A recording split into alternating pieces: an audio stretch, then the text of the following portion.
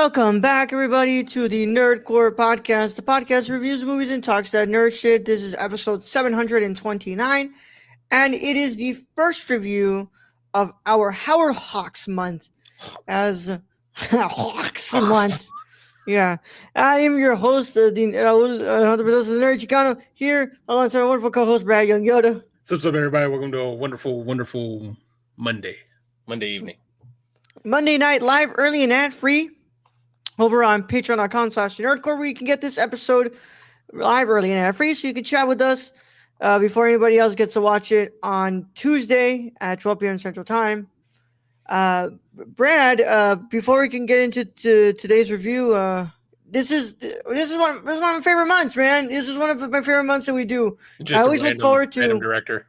Yeah, I always look forward to September for international, October for horror. Now, of course, we just did our first ever Noirvember, so that was pretty cool. I think that's going to be a good one that we keep doing. I think we started out pretty hot. I think we did a pretty great first month, so I can't wait for next year to do it again. But we have a pretty great month that we do here, and usually this is supposed to be with Ayden, but it was a little bit hectic on this side for me to get everything done, so I didn't get the chance to reach out to Ayden to do this month with him. I've been promising him a Jean-Luc Godard month for so long now, and we need to do it. Plus, we do have the eventual, Ingmar Bergman Part 4, Yeah.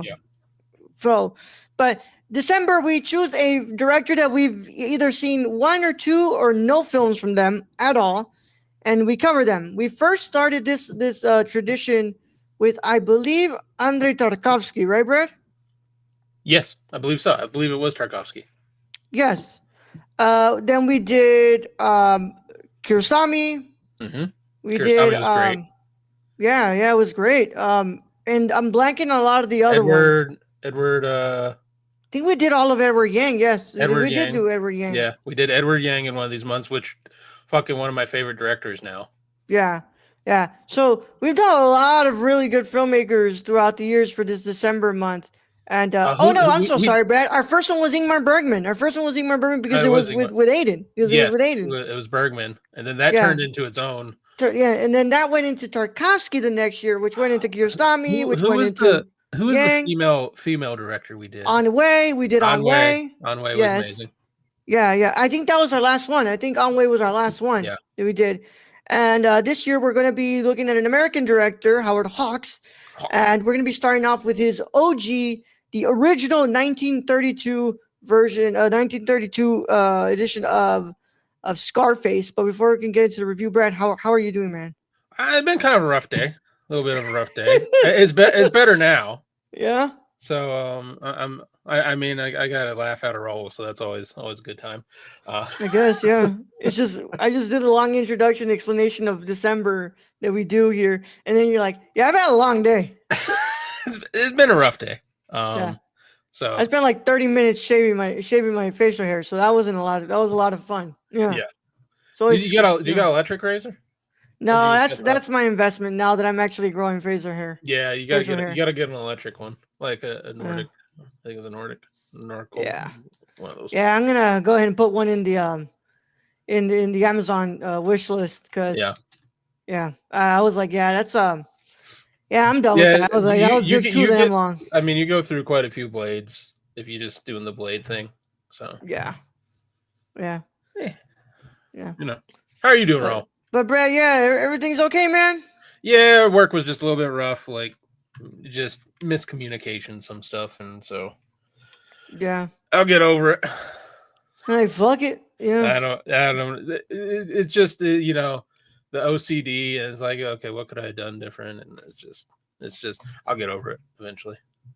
Eventually, right? Yeah, eventually I'll get through it, but But right now, no.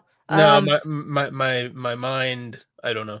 It's one of those. It's like, stress, and then my body's like, I will hold on to the stress, and it's like, no, I don't want to. Yeah. I don't want to. But I just been a pretty normal day over here, man. Just went to work and that's it. That's all I got been going on today. And then I came back, watched it. I took like a small nap. I think it was a small nap.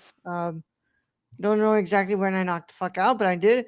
And then I watched this. I watched Scarface. I just ate my dinner. I ate some baby spinach and some chicken that I had left over from my dad's grilling that we did.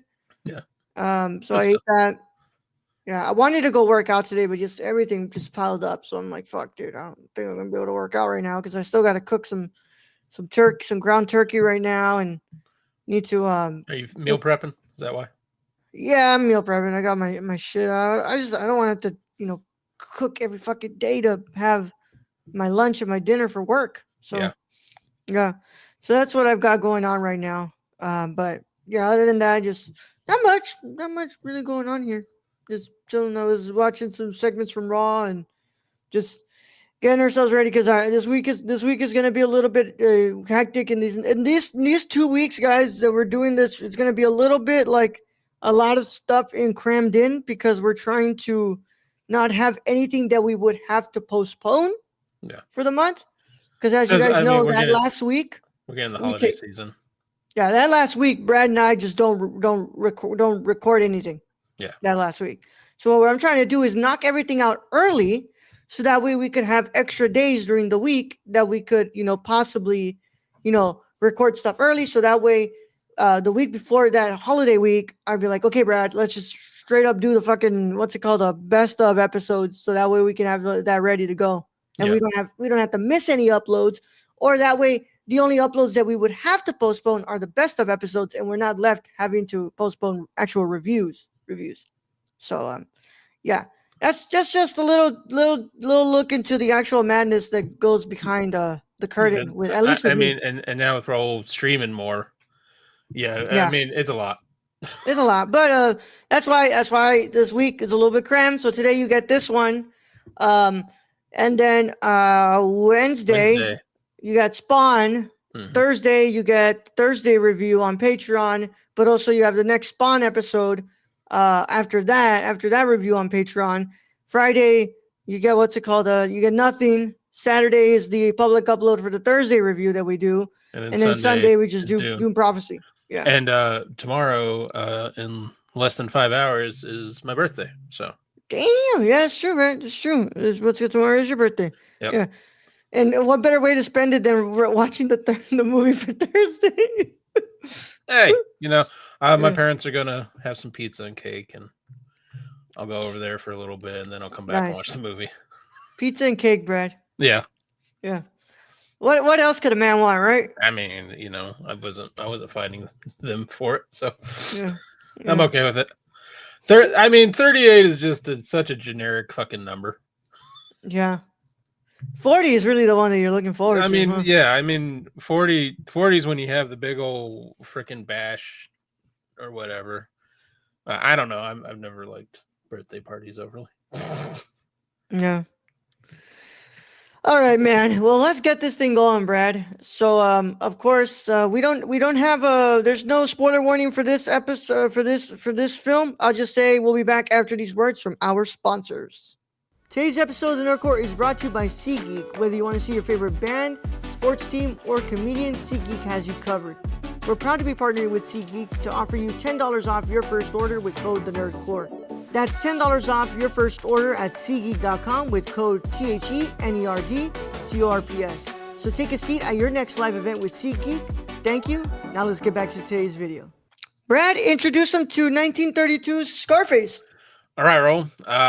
Scarface, also known as Scarface, The Shame of the Nation, and The Shame of a Nation, is a 1932 American pre-code gangster film directed by Howard Hawks and produced by Hawks and Howard Hughes.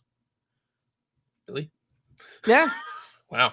The screenplay by Ben Hecht is based loosely on the novel first published in 1930 by Armitage Trail, which was inspired by Al Capone. The film stars Paul Mooney as Italian immigrant gangster Antonio Tony Camonte, who violently rises through the Chicago gangland with a supporting cast that includes George Raft and Boris Karloff. Which one was Karloff? Camonte's rise to power dovetails with his relentless pursuit of his boss's mistress, while his own sister pursues his best hitman. No overt tie to the life of Capone, a version of the St. Valentine's Day Massacre is depicted. After purchasing the rights to Trail's novel, Hughes quickly selected Hawks to direct and Hecht to write the film screenplay. Beginning in January 1931, Hecht wrote the script over an 11-day period. Scarface was produced before the introduction of the production code in 1934, which enforced regulations on film content. However, the Hays Code, a more lenient precursor, called for major alterations, including a prologue condemning gangsters, an alternate ending to more clearly reprehend Camonte, and the alternative title, The Shame of a Nation. The censors believed the film glorified violence and crime. These changes delayed the film by a year. Though some showings retain the original ending, modern showings of the film have the original ending, though some DVD releases also include the alternate ending as a feature. These versions maintain the changes Hughes and Hawks were required to make for approval by the Hays office. No completely unaltered version was known to exist until the limited edition set of Scarface 1983 was released on October 15th, 2019. Audience reception was positive, but censors banned the film in several cities and states, forcing Hughes to remove it from circulation and store it in his vault. The rights to the film were recovered after Hughes' death in the 1970s, alongside Little Caesar and The Public Enemy, both 1931. Scarface is regarded as one of the most significant and influential gangster films. Scarface was added to the National Film Registry in 1994 by the Library of Congress. In 2008, the American Film Institute listed Scarface as the 6th best gangster film. It was remade as the 1983 film of the same title, starring Al Pacino. And we got cinematography, Lee Garmez, L.W. O'Connell, edited by Edward Curtis, music by Adolf Tandler, Gus Arnheim. And a running time of 93 minutes, 95 minutes for the alternate version, with a budget of $800,000 and a box office of $600,000. All right, man. Brad, I've actually seen this film before, so I want to go ahead and go towards you. It goes to you because you this is your first pick. Weird that the 83 film was banned in Colombia. Yeah. Yeah. I still love how that film is Al Pacino. It's an Italian mimicking a Cuban who is mimicking Italian. Right. Yeah. Very interesting. Yeah. But Brad, I've actually seen this film before, so I'm gonna go ahead and go to you. What are your initial thoughts on Scarface? I was very surprised by this film. This is a very excellent film. I mean, even with the editing they had to do, this is truly the original gangster film. I really feel that way. It's the original gangster film. I mean, a lot of gangster films follow this, like, to recent times. They follow, like, directly some of the semblance. I think this one, though, had a little bit of more comedy in it. Specifically 100%. Specifically the secretary. Mm-hmm. Yep. And you know, I really like the story involved in this. I like the fucking car chases. I mean, this film wasn't cheap back in the day. Like, oh no, this they really spent. I mean, it was Howard Hughes, of course, but they spent a lot of money on this film, and you can tell, like, the writing's good, the acting's very good. I thought it was a great film. I don't know if it's perfect. I don't know if I would call it perfect, but I think it's pretty close. Brad, I think this is a pretty good movie. I enjoy it. Would I say that it's amazing? No, because this is a product of the production code that would come into play before, where, you know, they were like, where filmmakers were limited and, you know, weren't allowed to actually, you know, say what they actually wanted to say. Yeah, but I think the restrictions given on them for what they made, I think was pretty excellent. Yeah. Like I said, a lot of the I told you before, a lot of the violence is implied. You know, you're not shown a lot, but it's still very, very effective. Oh, it works. I think that it's a really good movie when it comes to that, working with what it has to work with. The beginning intertitles, you know, kind of like pretty much spelling out to you what the fucking movie is trying to tell you. Is don't be a gangster. See, ask more of your government. God, if you thought nowadays they're spoon feeding you, what's it called, the message of the film, fucking pre-code, they were spelling it out even worse. Keep your kids from becoming Al Capone. See? Yeah. But you see the film, Brad, and it's like, okay, but the film is telling you this. Like, why did you have to put this in the beginning? Like, the film is very much like telling you everything that it needs to say. It's like, imagine Brad putting the beginning of Federico Fellini's La Dolce Vita. Excess is bad, Yeah. and the lavish lifestyle is actually very depressing. Yeah, and you actually get that And whole it's like, point throughout the thanks, movie. And the at the whole end. movie tells me that. Like, Well, but here's the thing: we say this about audiences all the time. Even if they see the movie, they don't necessarily get the message. yeah.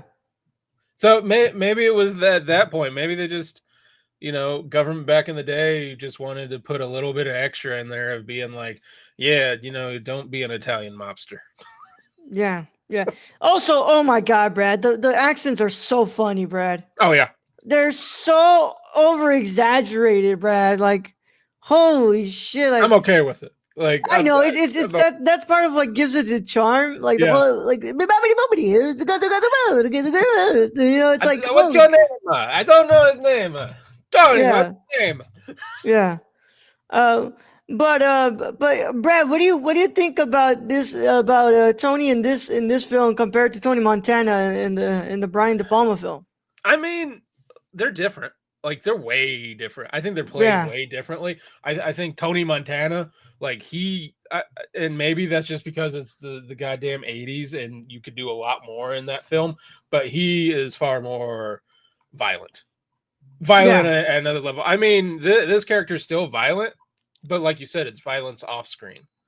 And you have the car chases and the shootouts and stuff. But Tony Montana, say hello to my little friend Tony Montana, killing everyone. Like, I mean, Yeah. I think the 80s Scarface is way more violent in rhetoric. But I don't know. I mean, there's similar trends in this, but again, do I think Tony Montana is like an Al Capone?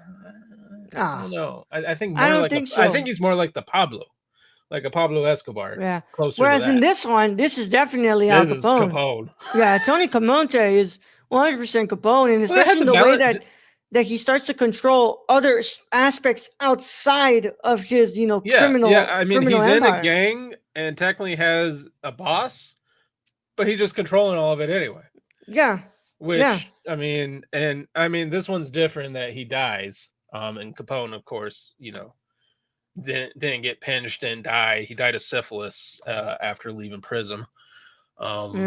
So I mean, totally different endings in the real life and this movie. Yeah. But I mean, I really enjoyed the acting in this. Yeah. The Tony, and then was it Poppy or Polly? Whatever the Poppy. It was Poppy. Yeah, Poppy. Yeah, Poppy. Yeah, She Karen was Morley. great. The sister was great. I mean, Yeah. Poppy. You don't see. We always said in Kurosawa films, like there's that strong woman archetype. Yeah. I really got that from Poppy. Poppy was like a very serious, no nonsense, like go fuck yourself, Tony. kind of. She's no nonsense broad, as they would say in the fucking movie. Yeah. Yeah. Crap. Is this oh shit. Is so what's it called? Anthony Perkins his would it be his grandfather? No, his father. His father's in this film. Well, I didn't even know Boris Karloff was in this film. But he's the actually, which character was fucking Brad? It's almost like we watched the film, huh? He was Tom Gaffney. Yeah. Yeah. I haven't seen Boris in a lot of things other than Dracula. Yeah. That's crazy though. It's like, damn, what's it called? Frankenstein. So yeah, Osgood Perkins is Anthony Perkins' father, and yeah, which ends up, of course, like what's it called? Oz Perkins, who what's it called? His would end up what's it called? Elvis Perkins. Yeah. So, but what I was trying to say is yeah, man. I mean, this is a great film. This is a really good film. I don't think it's perfect. I think that it's got its complications here and there. I think that overall it does have a pretty clever script, and I think that if it wasn't for just the oversimplification of the code and what it was trying to impose on filmmakers, Yeah. you'd have much more of an effective film instead of one that's trying to just like blur it in your face and trying to make you feel stupid. But Yeah, you know, violence is bad. Don't be a gangster. yeah, But at the same time, here's the problem with gangster movies. You always make the gangsters look kind of cool. yeah. But also nowhere in this movie do I ever feel like it's glorifying anything. No. I If mean, anything, it's making a case to be against it. yeah, I mean, like, because everyone in this movie dies. Yeah, everybody in this movie dies. Yeah. And yeah, I was like, okay, so why did you have to just spell it all out for me in the beginning? And you know, the Tony's mama is left at home with that spaghetti. Yep. But yeah, man, this is the first one that we've done, and I gotta say, man, I was watching it a second time. It was definitely still good as it was the first time I watched this film. And I was a lot higher on it the second time that I watched this one. Not sure if you know why, but yeah, I went up a half a star from last time that I watched this movie. But it's That's a damn good. good movie, man. It's getting better with age, and it's from 1932. Yeah. So it's not a gangster's paradise. You're saying, yeah, no, not a gangster's paradise at all. Not a gangster's paradise at all. Amish paradise. Yeah, it's an Amish paradise, bro. Yeah, but for your first Howard Hawks film, Brad, what you say? You say you're really interested to see where we go from here? Yeah, I'm really interested to see what else, because I know this is his. From just seeing what movies he's done a lot of genres. So Oh yeah. I think we started off with a good one, with like, you know, one that's probably easy to digest in his filmography because it's a gangster movie. So Yeah. I mean, I'm kind of hyped on it now. I'm like, okay, that was really good. I just hope that that what's it called, the Paul Mooney is in more of them, because I fucking love Paul Mooney, man. Yeah, Paul Mooney was great. And Dvorak, is that how you say that? She was great. I need to see the alternate ending, man. I want to see what that's all about, because I don't think I've ever seen the alternate ending. Yeah, but My guess that's is it, he Brad. doesn't die. That's my guess. Yeah, from the I mean, like, it's the censored version, so I wonder if he just like, you know, not kind of like what's it called, implied that he dies or something. It just I don't goes know. Sopranos, black screen. Yeah, Jesus Christ. You just hear the bullets. Yeah. Also, Howard Hughes, Brad, you know who that is, right? Yeah, he's the billionaire aircraft pilot. Yep, The Aviator, Brad. Mm-hmm. Yeah. Based on the guy who the movie The Aviator is based on, who Leonardo DiCaprio plays. So Howard Hughes hired Howard Hawks to make an Al Capone movie. That's pretty legit. Brad, what's your final verdict on Scarface? I am going to give Scarface, because I did enjoy this film. I thought it was pretty terrific for being from 1932, which, you know, we're getting to 100 years with this film. It's getting up there. 9.25 out of 10. 9.25. Okay. Which, by the way, guys, it comes full circle now. It's not the same film, but way back when, in the second year of this podcast, Brad was instructed to watch Scarface from the Brian De Palma Scarface. And he was like, "Oh, I didn't watch it, man. I just watched clips. I've seen that movie so many times." Fast forward all these years, well, Brad is instructed to watch the original Scarface, and he sits down for the whole fucking thing. Mm-hmm. Yeah. Because I've never seen it. I mean, I've seen you were supposed to fucking rewatch it, Brad. I've seen Tony's fucking monologue so many times. Yeah, but you still gotta fucking rewatch it. I know. But maybe that'll be a watch along we should do.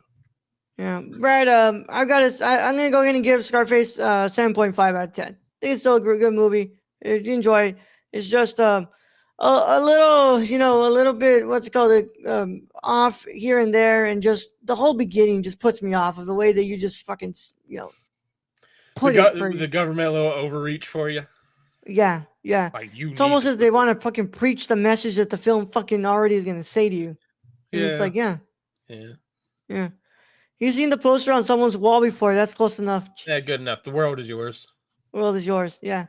El mundo es tuyo. Yeah. But with that said, that concludes our review of Scarface. And as always, we thank you guys so much for joining us.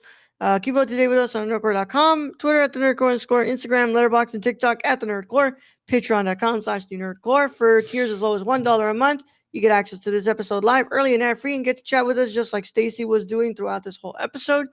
Click that link and look at the tiers. $5 tier, you get mini pods and our ongoing Spawn season 1 watch along series.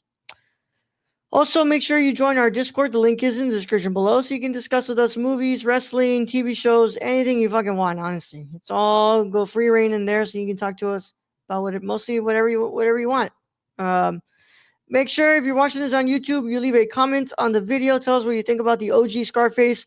What do you think about it? What do you think about it compared to the remake of Scarface? And also, did you know that Brian De Palma's Scarface was a remake of a film? Because when I first heard about this one, I was unaware that this even existed. I did not know. So tell us that in the comments. Leave a like on the video. Make sure that you subscribe to the channel and click the notification bell so you don't miss another review that drops on the channel. And if you're listening to us on your favorite podcast app of choice, make sure you're following us and you leave a 5-star review on the app. All of that helps us out so much. We would like to thank our wonderful patrons. Without them, none of this is possible. And we just love y'all to hell and back, to the moon and back, man. And thank you guys so much for being the wonderful people that you are. Can you tell them about our wonderful executive producer, Shane, Brad? You can follow our friend Shane at twitch.tv/xsrk or on Twitter at thrifted.io, or go buy something from the stuff you got at depop.com/PrisonCityVintage. All right, man. With that said, we will see them for Spawn episode 5 on Patreon. And then from there, we'll keep on going with what the rest of the schedule is. But yeah, here's to another awesome December. We made it to we made it to almost the end of the year.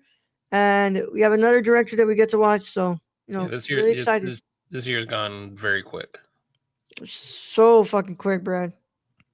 But with that said, Brad, let's go ahead and get them the hell out of here. All right, Raul. Thank you, been host as always. Thank you to Stacy for joining us in chat once again today.